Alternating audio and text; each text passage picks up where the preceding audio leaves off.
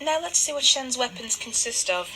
His main weapons include these blades, which are actually crafted and carved to resemble birds' feathers, which I have to admit are gorgeous to look at. He often keeps them hidden beneath his robes, although we don't really see how. He will often hold one in between each of his feathers, if not using one at a time.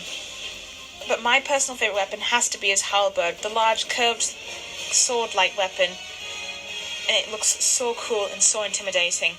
The halberd itself is long enough for Shen to pole vault and perform small acrobatics, which themselves are very entertaining to watch.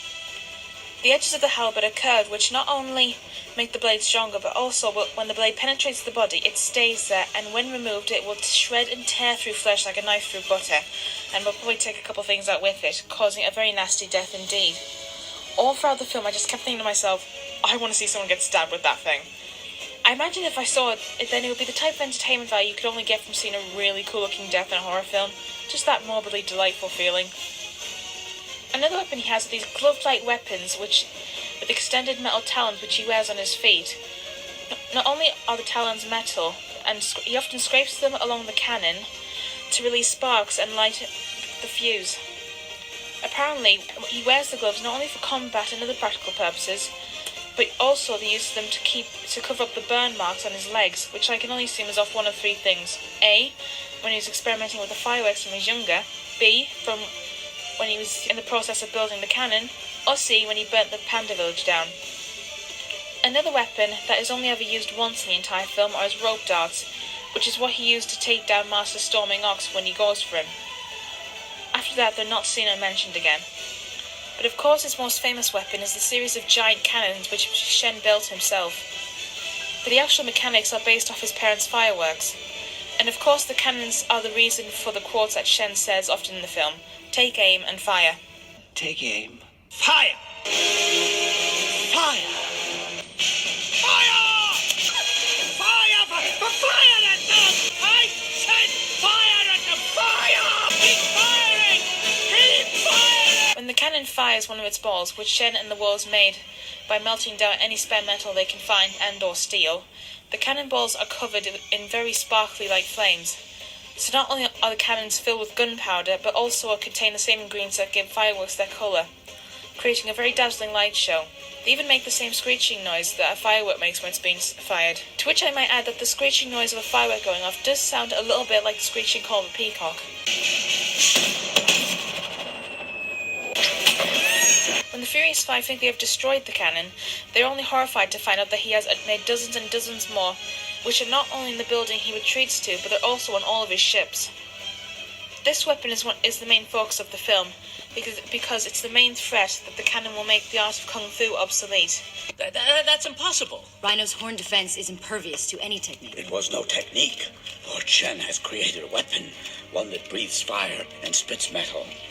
Unless he is stopped, this could mean the end of Kung Fu. But I just got Kung Fu. And now you must save it. However, the cannons are shown to have a massive handicap, as it is difficult to near impossible to hit a moving target.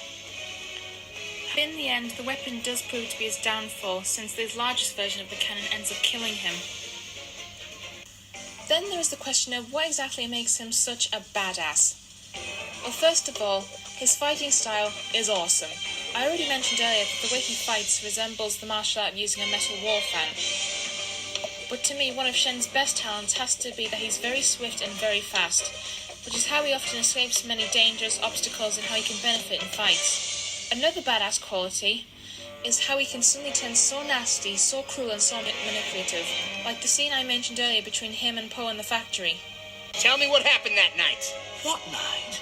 That night. Oh, that night. Yes. We're talking about the same night, right? Yes, I was there. Yes, I watched as your parents abandoned you. It's a terrible thing. I believe it went something like this. That was just so nasty, it's hard not to be entertained and enjoy watching him doing it. Also, he actually manages to kill Master Thundering Rhino, who was already established as being one of the great Kung Fu masters, is the head of the Kung Fu Council, basically owns the throne of Gongmen City after the Peacock's reign died out, managed to break Shen's blades with his hammer. We first met him in the Kung Fu Holiday Special, and is the son of Master Flying Rhino, who was mentioned in the first film. Master Flying Rhino's armor with authentic battle damage! Not only did he kill him, but by putting his cloud hammer on display right in the spot where he died, he did it just to let everyone see what a total badass he is and to mock his name. And he manages to keep the remaining council members in jail, and the best part about that is he doesn't even need to have tight security keeping them there. There's like, what, 1 or 2 wolves actually standing inside the prison? The only thing that keeps them there is the fear he inflicts on them. He leaves them so scared that even when the Furious Five are literally trying to force them both out of the prison, they aggressively refuse, going so far as to fight Poe so that he will leave them in the prison. Oh, and did I mention at all that Croc was voiced by famous action stars Jean-Claude Van Damme? But he was the best quality. Despite Shen being a peacock, he managed to defeat and intimidate animals that could very easily outmatch him.